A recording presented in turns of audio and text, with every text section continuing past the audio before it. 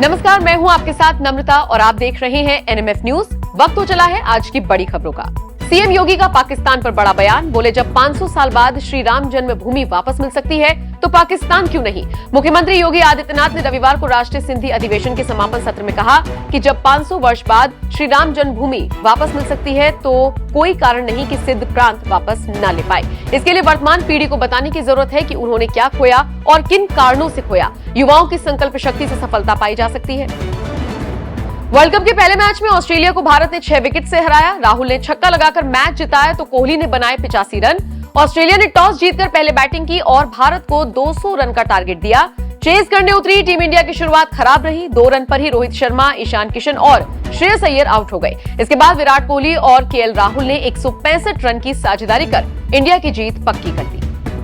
World cup के पहले match में ऑस्ट्रेलिया ने टॉस जीतकर पहले बैटिंग की और भारत को 200 रन का टारगेट दिया। टारगेट चेस करने उतरी टीम इंडिया के 3 विकेट 2 ओवर में ही हो गए थे। कप्तान रोहित शर्मा, ईशान किशन और श्रेयस अय्यर खाता भी नहीं खोल सके। विराट कोहली और केएल राहुल ने मोर्चा संभाला और कंगारू टीम को पस्त करके ही माने। कोहली ने 116 गेंदों पर 85 रन और राहुल ने 115 गेंदों पर नाबाद 97 रनों की पारी खेलकर कंगारू टीम के जबड़े से जीत छीन ली। इजराइल पर हमास के हमलों में अब तक 700 से ज्यादा लोगों की मौत हो चुकी है। मरने वालों में अमेरिकी नागरिक भी शामिल हैं। उधर गाजा पट्टी में इजराइल की जवाबी कार्रवाई में 300 से अधिक फिलिस्तीनियों के मारे जाने की खबर है। इस बीच इजरायली कैबिनेट ने हमास के खिलाफ सैन्य कार्रवाई को मंजूरी दे दी है। कैबिनेट ने कहा कि देश युद्ध में है, ऐसे में सरकार सैन्य कार्रवाई करने के लिए पूरी तरह से अधिकृत है। हिजबुल्लाह, ईरान, कतर, तुर्की, पाकिस्तान, हमास के हमदर्दों को इजरायली सेना की सीधी चेतावनी। इजरायली सेना ने हमास का समर्थन करने वालों को चेतावनी दी है। इजरायली सेना ने कहा कि हमास की जिसने भी सहायता की उन्हें इसकी कीमत चुकानी होगी। इजरायली डिफेंस फोर्सेस के प्रवक्ता रियर एडमिरल डेनियल हगारी ने हमास के हमले को युद्ध अपराध बताया। उन्होंने कहा कि इसमें जिसने भी भाग लिया वो इसकी कीमत चुकाएगा। इजराइल पर हमास के हमलों में अब तक 600 से ज्यादा लोगों की मौत हो चुकी है। इजराइल हमास की जंग में लेबनान के हिजबुल्लाह की एंट्री हो गई है। रविवार की सुबह हिजबुल्लाह ने दक्षिणी लेबनान इलाके से इजराइल पर मोर्टार और गोले दागे थे। इसके जवाब में इजराइल ने भी अपनी तोपों का मुंह हिजबुल्लाह के ठिकानों की ओर मोड़ दिया। जानकारी के मुताबिक Israeli tank Israel Lebanon border की ओर आगे बढ़ रही है क्योंकि इजराइल और लेबनान के शक्तिशाली सशस्त्र समूह हिजबुल्लाह के बीच तनाव बढ़ गया है। फिलिस्तीन के गाजा पट्टी से संचालित होने वाले आतंकी समूह हमास ने 7 अक्टूबर की सुबह इजराइल पर हमला कर दिया।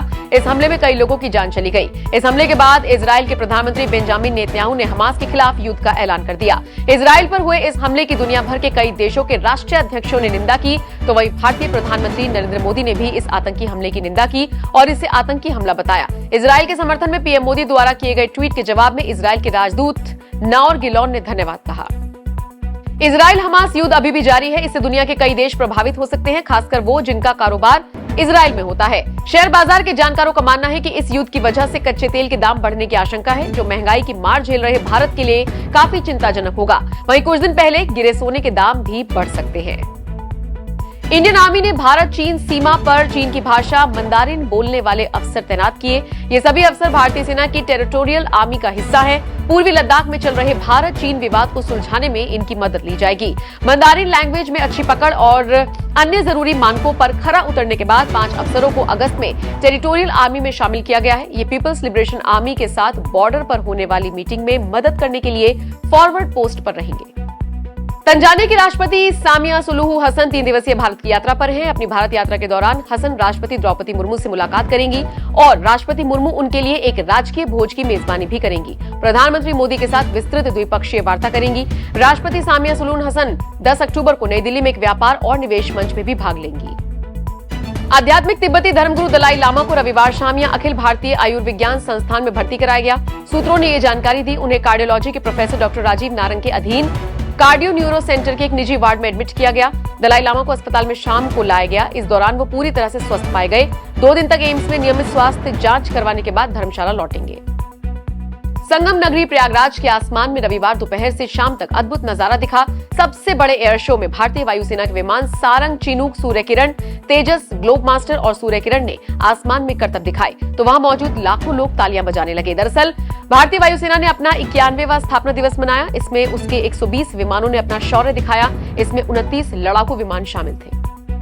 इंडियन एयरफोर्स के 91वें स्थापना दिवस पर लद्दाख में खूब उड़ान भरी। ठंडे रेगिस्तान में भारत ने आसमानी ताकत का लोहा मनवाया। स्थापना दिवस पर राफेल ने आसमान में जहां उड़ान भरी तो हेलीकॉप्टर्स ने भी बताया कि हर परिस्थिति में तैयार है आसमान के वीर जवान। रक्षा मंत्री राजनाथ सिंह 9 से 12 अक्टूबर तक इटली और फ्रांस की यात्रा करेंगे। पेरिस में सिंह फ्रांस के रक्षा मंत्री सेबेस्टियन लेकोर्नु के साथ 5वें वार्षिक भारत फ्रांस रक्षा संवाद में भाग लेंगे।